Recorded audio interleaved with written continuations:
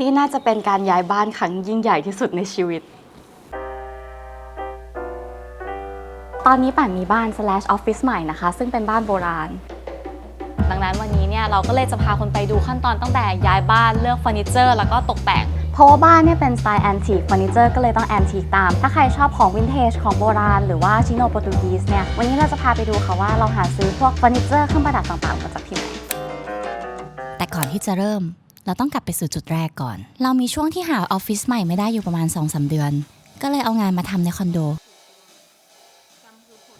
ขนาดแค่ประมาณ50กว่าตารางเมตรมีทั้งอุปกรณ์ศิลปะอุปกรณ์กล้องแล้วก็ของใช้ส่วนตัวจุกจิกเยอะแยะเพราะว่าเราชอบนอนกับงานสรุปคือเราจะนอนที่ทำงานใหม่และที่นี่ก็ต้องจุคนได้20คนเป็นอย่างต่ำก็เลยตั้งใจว่าจะต้องหาบ้านหลังใหญ่หน่อยที่อยู่กลางเมืองแล้วก็ปลอดภัยมากๆนี่ก็จะเป็นตัวบ้านนะคะบ้านเป็นแนวโคโลเนียลค่ะหรือว่าบางคนเนี่ยก็อาจจะเรียกสไตล์นี้ว่าชิโนโปรตุกีสก็คือจะเป็นบ้านแนวโบราณหน่อยนะคะเหมือนบ้านไทยสมัยก่อนช่วงยุคที่แบบเริ่มเอาอารยธรรมยุโรปมาผสมกับสถาปัตยกรรมแบบไทยละถ้าเราเข้าไปดูข้างในเนี่ยเดี๋ยวเราก็จะเห็นแบบวิธีการทำฝ้าโค้งหรือว่าวิธีการใช้กระเบื้องที่เป็นเอกลักษณ์ของบ้านสไตล์นี้ค่ะ Colonial House คือบ้านแบบที่เกิดขึ้นในช่วงที่มีการล่าอาณานิคมสไตล์ก็จะแตกต่างกันไปแล้วแต่ประเทศเจ้าอาณานิคมไม่ว่าจะเป็น Colonial อังกฤษหรือ Colonial โปรตุกีสร้านนี้ก็จะเป็นสวนข้างบ้านที่มีเก้าอี้ให้นั่งเล่นนะคะอันนี้ก็จะเป็นแอเรียน่ารักเอาไว้มากินข้าวเช้าอะไรอย่างนี้แล้วก็เห็นสวนที่สวยๆเนี่ยก็คือเป็นผลงานของเจ้าของบ้านนะคะแล้วก็การ์เดนเนอร์ที่เขาแบบทำเอาไว้บ้านก็จะเจอพัดลมแนวอาร์ตนูโว1 อันนะคะพร้อมกับเก้าอี้ไม้สักที่แบบเป็นงานไม้สักที่สวยมากเลยคุณคือเจ้าของบ้านเก่าเขาบอกว่าไม้สักอันเนี้ยเซตเนี้ยมันมากับบ้านนี่คือเป็นไม้สักที่แกะด้วยมือแล้วก็คือเป็นเซตที่แบบถ้าคันหลังก็คือถูกับไม้สักอันนี้ได้บ้านเราเนี่ยจะออกมาทางชิโนโปรตุกีสนะคะก็จะมีเอกลักษณ์คือพื้นกระเบื้องสีสลับอันนี้เราก็จะเจอรูปปั้นแมวอีกแล้วถ้าเกิดว่ามาตรงนี้จะเจอแมวแอบพนมมืออยู่อีกตัวอันนี้เป็นกระเบื้องชิโนที่เหมือนว่าจะมาจากอีเกียนะคะเพราะป่านรู้สึกคุ้นๆลายมากๆส่วนเรื่องของสีบ้านเนี่ยหลายๆคนที่แบบว่าเคยเห็นบ้านอาจารย์ศิลป์หรือบ้านแนวแบบพวกตำหนักเก่าๆหรือบ้านแนวชิโนเนี่ยก็จะเห็นว่าบ้านเนี่ยมันจะทาสีเหลืองไข่แบบนี้/กับสีเขียวใช่ไหมก็จะเป็นสีที่ทุกคนคิดว่า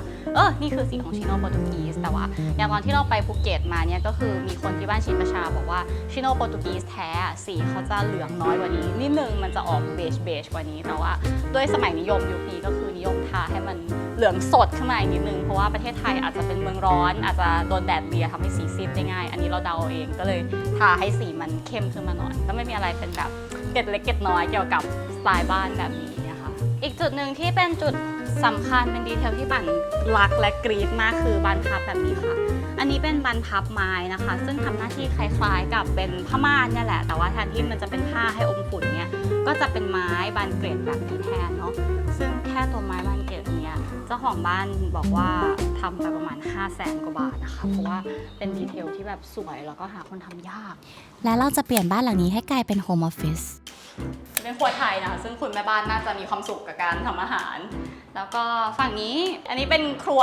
อะไรก็ไม่รู้นะคะเป็นไอแลนด์เอาไว้รับประทานเบรคฟาสต์แบบลักชูแล้วก็ให้ดูห้องสภาพก่อนที่จะแต่งอันนี้เป็นห้องกินข้าวนั่งเล่นส่วนอันนี้กำลังจะเป็นห้องเกมเดฟเดี๋ยว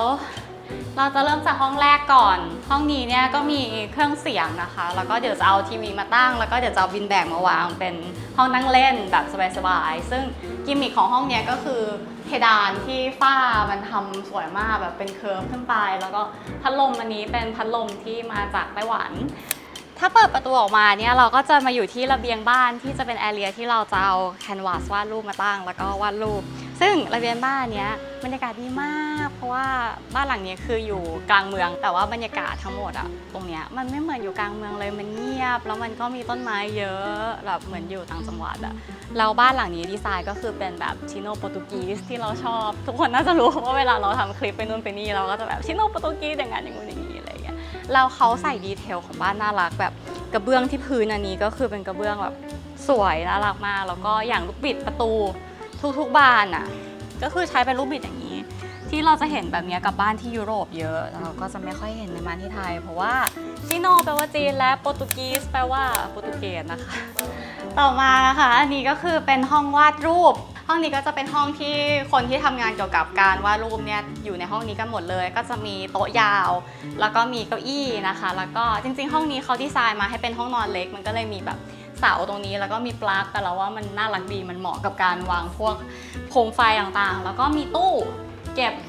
อุปกรณ์วาดรูปแล้วก็อุปกรณ์กล้องนะคะแบบเยอะมากๆแล้วก็ถ้าเกิดมาทางนี้ต่อเนี่ยก็จะเป็นห้องของอีดิเตอร์ค่ะห้องอีดิเตอร์แล้วก็ห้องพากย์เสียงเนี่ยก็จะเป็นห้องที่มืดที่สุดในบ้านถ้าปิดมานี่ก็คือมืดสนิทเลยแล้วก็มีห้องน้ำอยู่ในตัวคือเราอ่ะชอบบ้านหลังนี้มากตั้งแต่แรกเห็นแบบหลงรักเลยเพราะว่าพวกด้ามจับประตูและดีเทลต่างๆของเขาเนี่ยแหละถ้ามาดูอีกด้านหนึ่งเนี่ยด้ามจับเป็นสีนี้ถ้าดูด้านนี้ด้ามจับเป็นสีขาวน่ารักมากแบบดีเทลอะไรกันเนี่ยแล้วก็ตัวชาวเวอร์เนี่ยด้ามจับลูกบิดต่างๆก็คือเป็นลายที่แบบสวยมากแบบทุกดีเทลถูกเก็บอย่างละเอียดต่อไปจะเป็นห้องนอนแล้วก็ห้องทำงานส่วนตัวของปันอันนี้ก็จะเป็นห้องนอนปั่นนะคะซึ่งมีไอ้ไม้อยู่ไม้สีเหมือนกำแพงเลยใบมีติดกับกำแพงอีกรอบนึงห้องนอนปั่นก็มีตู้เยอะมากๆซึ่งอยากจะเยอะเกินไปปั่นไม่ได้มีเสื้อผ้าเยอะขนาดนั้นแต่จะซื้อเพิ่มแล้วก็ห้องนี้เป็นห้องที่แสงเข้ากลางๆเนอะไม่ได้สว่างมากไม่ได้มืดมากก็เหมาะกับการพักผ่อนถ้ามองออกไปข้างนอกหน้าต่างเนี่ยก็จะเห็นดีเทลอีกอย่างหนึ่งของบ้านนี้ที่น่ารักก็คือรูปปั้นแมวต่อไปก็จะพามาดูห้องน้ำของห้องนอนหลักนะคะซึ่งเป็นห้องน้ำที่น่ารักมากแบบกระเบื้องมันเป็นสีเหลืองที่รู้สึกว่าสดใสแล้วก็มีโคมไฟที่เป็นดีเทลน่ารักแล้วก็ที่จับฮาร์ดแวร์ไม่ว่าจะเป็นที่ใส่ทิชชู่สายชำระหรือราวต่างๆเนี่ยก็คือเป็นทองเหลืองหมดเลยแล้วก็อ่างอาบน้ำเนี่ยก็คือมีดีเทลกรอบที่สวยมากมันเป็นบ้านที่แบบมองไปทางไหนก็ไม่ขัดใจอะมองไปทางไหนก็แบบถูกใจไปหมดอะไรอย่างเงี้ยไม่มีใครยอมให้ใช้คัตเตอร์ทุกคนบอกว่าถ้าใช้คัตเตอร์ปันจะต้องทำโซฟาขาดแน่โชคดีที่บ้านหลังนี้เจ้าของบ้านทำโครงมาไว้ดีเพอร์เฟกต์มากๆแล้วแต่ใน EP ต่อไปเราจะไปตามหาเฟอร์นิเจอร์วินเทจแอนทิคต่างๆที่เข้ากับบ้านกัน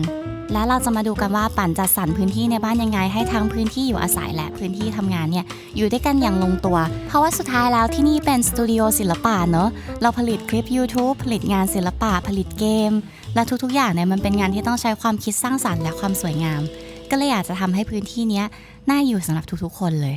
เฟอร์นิเจอร์ที่เราจะหาใส่เนี่ยก็ต้องเป็นเฟอร์นิเจอร์แอนทีคเหมือนกันนะได้ความว่าเดี๋ยวเราต้องไปซื้อโต๊ะหลักก่อนดีกว่าไม่ได้แค่ซื้อโต๊ะหลักหรอกตูเหมือนจะต้องซื้อหลายอย่างเลยและแต่ละอย่างที่ซื้อมาเนี่ยก็คือสภาพเก่าแบบจะต้องซ่อมด้วยตัวเองด้วยทั้งแบกทั้งหามทั้งงานประกอบทุกอย่างมาครบ